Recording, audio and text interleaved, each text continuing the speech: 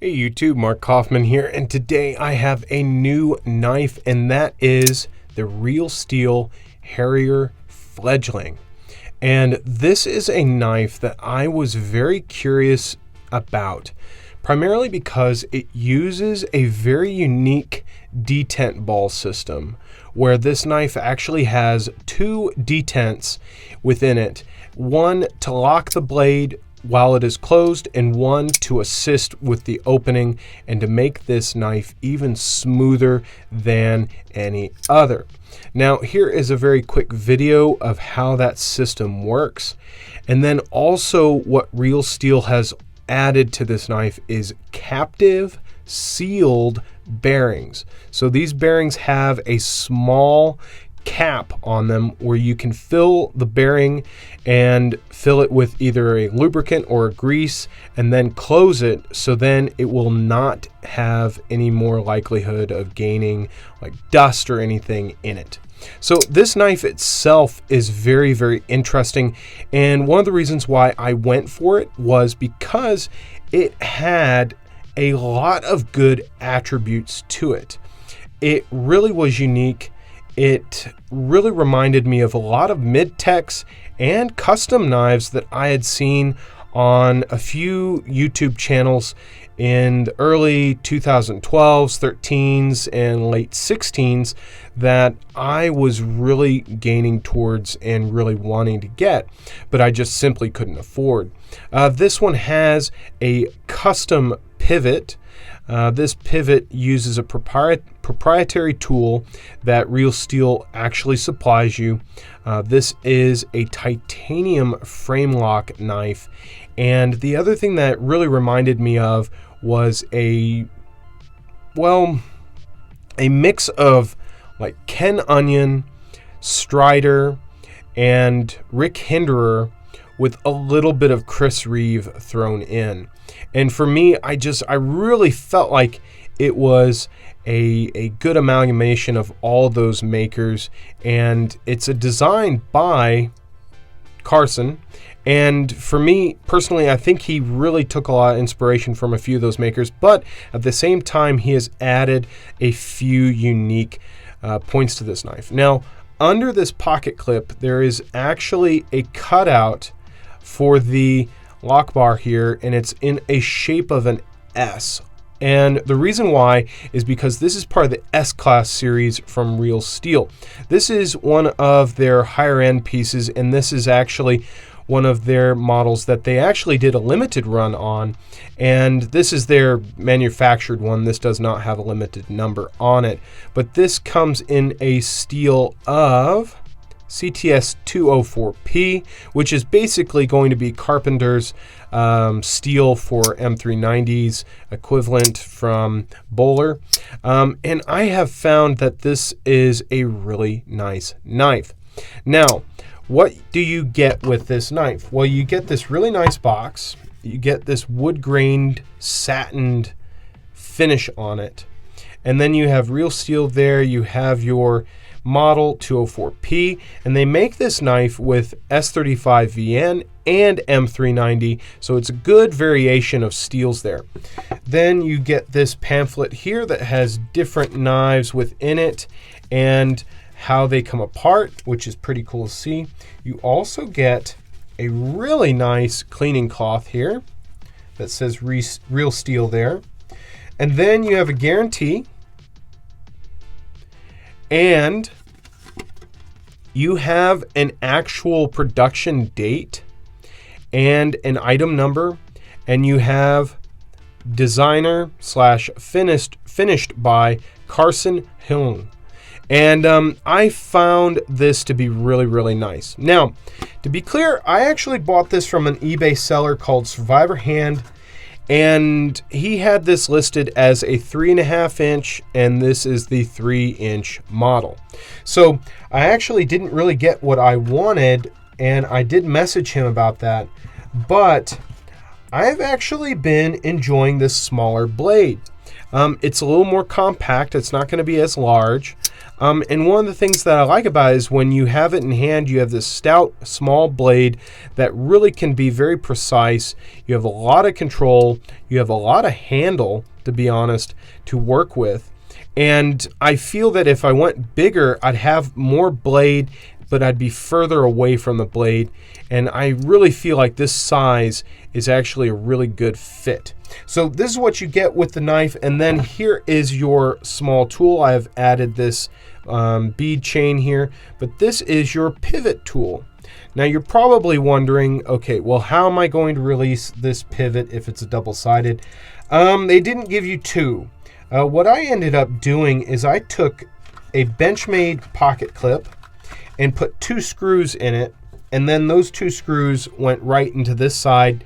You just hold it there, and then you're able to loosen or tighten this up. Now, to be clear, there are quite a few negatives with this knife. And so that's the box, that's everything there. I'm going to get into the negatives, but before I get to that, let's do a size comparison. Right here is, and I've got safety on, is the CLA from Benchmade. So that is one there. We have the Lion Steel Mito right there. And then I'll move this up, and then we can take a look at it next to the small Inkosi from Chris Reeves. And we can see that the small Inkosi is a lot smaller, but to be fair, you almost have the same cutting length there. So yeah, there is a little bit of a inconsistency of cutting edge versus handle, but that does not bother me all that much. I know that it bothers quite a few people, but for me, if I have a better handle, that means I'm going to be able to use this knife if I'm wearing gloves. Now let's get into the negatives. Okay. Unfortunately, I actually had to take this knife apart. I usually do not have to take any knife apart when I get it, but when I got this, the detent or the lock bar was very light. Now, that was primarily so you could probably, let me see if I can do it, because there we go. So you could probably spidey flick it, and you can use the blade stops as a thumb stud. Well, I ended up tightening or actually bending that just a little bit, about a couple millimeters, and a few millimeters just to strengthen that lock bar up just a little bit. So that was a little bit of a disappointment that I had to do that, but the detent was light because they wanted you to be able to spidey flick it and open it with the blade stops and be able to flip it. But the thing is when I was holding this or using it, I could feel that lock bar moving and shifting. So needed a little more tension. You can obviously hear that this knife has a great sound to it, and that is because of that double detent system. Now it does have a lock bar stabilizer there, and it has a steel insert, and the lockup is pretty darn good, almost 65% there. And for me, I have no problems with that. I'm fine with that. But the thing is I had to take this apart not only because of that, but well, here's the biggest negative, and this is not a bad thing for me. This might be a really bad thing for you, but when I get a knife like this and it has an issue, what I usually do is I try to either fix it or I try to solve the issue somehow. So I've actually decided that I'm either going to buy the part for this and make it myself, or I'm going to send it to a buddy of mine so he can make it. But can you hear that?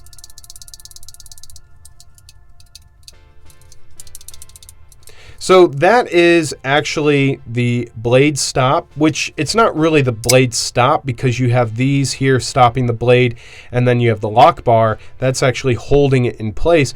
But this is what keeps the blade from traveling further into the handle.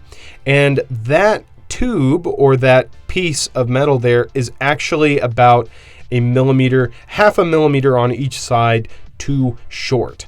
So that there is what you hear rattling.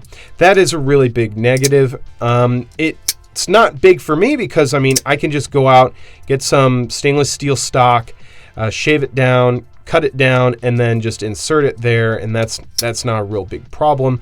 I may even send it to somebody and he'll make it for me, and it's a negative, but it's not problematic. It's fixable. And honestly, I don't really feel like sending this all the way to China to have that one part either replaced or possibly just not done. I've heard of stories of people sending knives in for warranty and then they get it back and nothing was really done. So for me, I took care of the lock bar. I'm going to get that taken care of because I actually really like the knife. I think it has a lot going for it. Now, it is not the most attractive knife, I will say that. So you have two titanium scales here, and then you have two pockets here that have carbon fiber in them. And this carbon fiber is really interesting. It could have been better. I would have actually just preferred solid titanium on both sides. It's just nobody would have really known that this was carbon fiber unless it said it in the description. But yeah, it's not the most beautiful knife, but it's a usable knife. You have a nice finger choil here where you can choke up, you can get a good grip of the blade, or you can come back here and get a good 4-finger grip and then have a little bit of distance and reach. The jimping here is done almost in a wave pattern. It does give you a little bit of traction, not a lot of grip, but it's very stylized and I actually really like that. And then you have these backspacer bars here, which are unique. And when I actually took this apart, they were very, very seated in here. Very stable, did not move, did not fall out, so those didn't go anywhere. And then you have this really nice backspacer here with an integrated lanyard hole. And you have some really nice chamfering here. And the reason why I said Chris Reeve is, I mean, if you really look at it, you've got a lot of styling cues there. You have the chamfering, you have the finger holes here, which are somewhat similar. You have this nice chamfer up here, and you have this chamfer here. I mean, it really is quite similar. And then you can see that the titanium is rather thick. I would probably put it up against this Small & Kosei's scales, and it might even be a little thicker than that. So for me, there's a lot of benefits here, and when I took this apart, I found that the screws were very well done, very well machined. This felt like a very expensive knife. Now, to be clear, I paid $200 for this, and there are a few other places that are actually selling this knife for $350, $280, $265, and that's primarily because I believe this knife is actually going to be discontinued. So quantities are quite limited and the prices are going up on these. So I think this may be discontinued. I cannot guarantee it. I have not checked with Real Steel on that. But for me, I have just decided to keep it. I've used it enough. I really don't feel good about returning it because I've used it quite a bit and taken it apart. But I am very happy with it and I am willing to fix some of the issues. Now, to be fair, those are pretty big issues when you're spending about $200 on a knife, but you get a really nice steel here. You have a nice blade, very stocky, very thick. You can do a lot of work with it. You have very, very thick titanium frames here, and then you have a great pocket clip, which I've found is rather tight and keeps the knife in place. This knife doesn't travel, doesn't go anywhere. It stays in place in your pocket, and you have a good amount of knife to grab onto when it's in your pocket. So for me, this is about an 85% win. Personally, few issues that I've found so far is if you have your finger on this lock bar at all, you will not get the knife open. Spidey flicking it is doable, but now that I've tightened that lock bar up, it's not as doable, but it's still doable. Really just having to do all the work that I've done on it so far is a negative, but I'm just somebody that really likes to fix an issue if it arises, and if it's there, I'm willing to try and fix it myself or send it to somebody because, well, to be fair, this is a good looking knife and I actually really like it. So I thought you guys would enjoy this. I know this was a little bit of a different review for me. I've had a lot of things to say about this knife, and really, to be fair, there's not a lot of videos on it. There's really a lot of videos out there right now that are either in German or they're in French, and then Love Them Knives has his video, but he really didn't go into all that much detail on the construction of the knife, on maybe a possible negative of the knife, or any issues that he may have had. But then again, I believe he had the numbered limited edition model that he had. But personally, I think the greatest thing about this knife is the opening and the closing. This thing is so smooth, and because I've tightened the lock bar, it is actually not going to be drop shut. It's not going to be able to drop shut like that, and honestly, on this knife, I don't mind that. This is going to be a worker. This is going to be a heavy user. I'm going to really just enjoy this knife and use it, but you can still hear that lock, that pin there. So that is going to be the thing I'm going to fix. Now, to be fair, for $200, you could get a lot other knives, but I think there's just a lot that's really great about this knife. But for me personally, if you are worried about some of the issues that I've had on this knife, then maybe you should probably not go for it. But for me, I'm willing to fix them. So I thought you guys would enjoy this one. Till the next video, I will talk to you guys later. Bye-bye.